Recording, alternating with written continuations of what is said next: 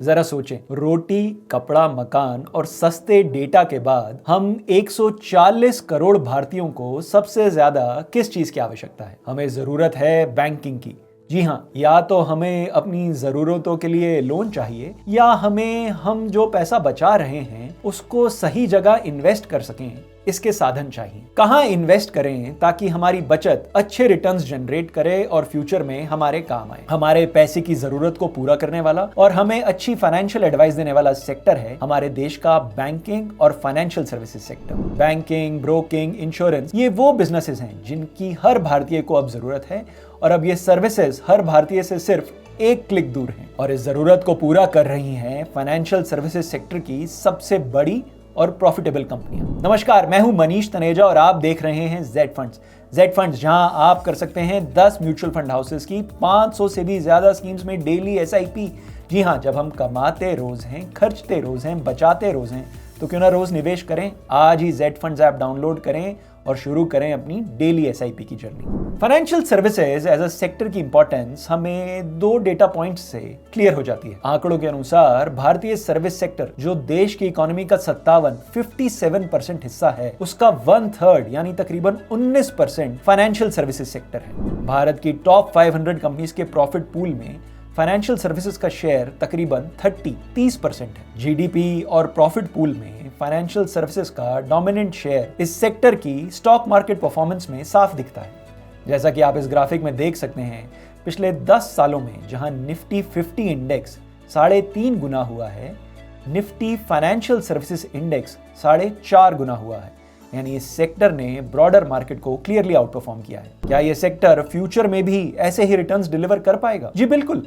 आप अपने आसपास देखिए, यूपीआई का यूसेज किस कदर बढ़ रहा है। आज हम सब, जी हाँ, हमारे घर का स्टाफ, हमें सब्जी बेचने वाला, गली के नुक्कड़ पे पान वाला और मॉल में गाड़ी पार्क करने वाला, हम सब के पास यूपीआई है और यूपीआई से लिंक बैंक अकाउंट है। बैंक अकाउंट बनाते हैं लोन लेना आसान, बैंक अकाउंट बनाते हैं लोन देना आसान। बैंक अकाउंट्स यानी क्रेडिट कार्ड है एक क्लिक दूर और बैंक अकाउंट यानी इंश्योरेंस और ब्रोकिंग अकाउंट है एक क्लिक दूर। हमारे देश में फाइनेंशियल सर्विसेज एक ऐसा सेक्टर है जो कई सालों तक हाई ग्रोथ दिखेगा। ये सर्विसेज ना सिर्फ बैंक प्रोवाइड करेंगे बल्कि इस डिमांड को पूरा करेंगी new age insurance companies, broking और फिनटेक कंपनीज, तेजी से बढ़ रही हाउसिंग फाइनेंस कंपनीज और स्ट्रॉन्ग हो रही नॉन बैंकिंग फाइनेंस कंपनीज। कैसे किया जाए इस सेक्टर में इन्वेस्ट और कैसे बेनिफिट लिया जाए इस सेक्टर की कंपनीज की हाई ग्रोथ से? इंडस्ट्री एस्टिमेट्स के अनुसार भारत में 48 करोड़ लोगों के पास बैंक अकाउंट्स हैं। लाइफ इंश्योरेंस सेक्टर के 25 करोड़ कस्टमर्स हैं। ब्रोकिंग इंडस्ट्री सर्व कर रही है तकरीबन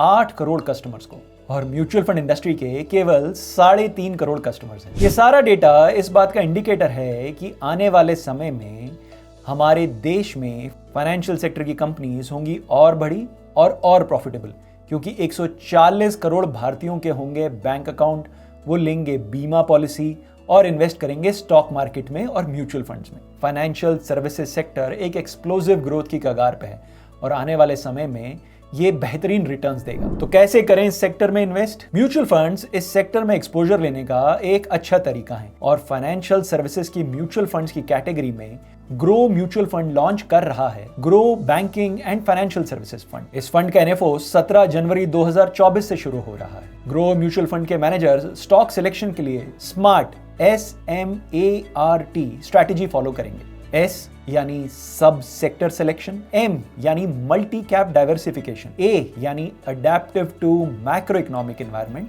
और RT यानी real time assessment of the portfolio. ये सब सेक्टर सिलेक्शन क्या हुआ? देखिए, फाइनेंशियल सर्विसेज सेक्टर में ऐसे बहुत से एरियाज हैं जैसे कि बैंकिंग, इंश्योरेंस, ब्रोकिंग, बट जरूरी नहीं है कि हर सेक्टर रिटर्न दे। ग्रो के फंड मैनेजर्स उन सब सेक्टर्स को आइडेंटिफाई करेंगे जहां सबसे ज्यादा रिटर्न्स एक्सपेक्टेड है। एक top down selection process follow करके सब सेक्टर आइडेंटिफाई करने के बाद fund managers bottom up stock selection process के थ्रू पोर्टफोलियो कंस्ट्रक्ट करेंगे। Bottom up stock selection process यानी सबसे पहले देखा जाएगा कंपनी को, फिर उस कंपनी के सेक्टर को रिव्यू किया जाएगा, फिर देखा जाएगा मैक्रो इकोनॉमिक एनवायरनमेंट। बैंकिंग और फाइनेंशियल सर्विसेज कैटेगरी में 2 प्रोमिनेंट म्यूचुअल फंड स्कीम्स हैं, Nippon India banking and financial services fund और ICICI prudential banking and financial services fund. आइए देखें इन स्कीम्स ने पिछले सालों में क्या रिटर्न्स दिए हैं। निपॉन इंडिया बैंकिंग फंड ने अपने एनएफओ इन्वेस्टर्स का पैसा लगभग 21 सालों में किया है 51 गुना, जी हां 51 टाइम्स। और आईसीआईसीआई प्रूडेंशियल बैंकिंग और फाइनेंशियल सर्विसेज फंड ने पिछले 15 सालों में अपने एनएफओ इन्वेस्टर्स का पैसा किया है तकरीबन 10 गुना, 10 टाइम्स। इन्वेस्ट करने से पहले ध्यान दें, grow banking and financial services fund एक थीमेटिक फंड है। जैसा कि आप इसके रिस्कोमीटर में भी देख सकते हैं, इस फंड में हाई प्रोबेबिलिटी ऑफ रिस्क है, यानी ये फंड उन्हीं इन्वेस्टर्स के लिए है जिनका इन्वेस्टमेंट होराइजन 4-5 साल या उससे अधिक है। क्या grow banking and financial services fund है आपके लिए सही? कितना एलोकेशन हो इस फंड में आपका?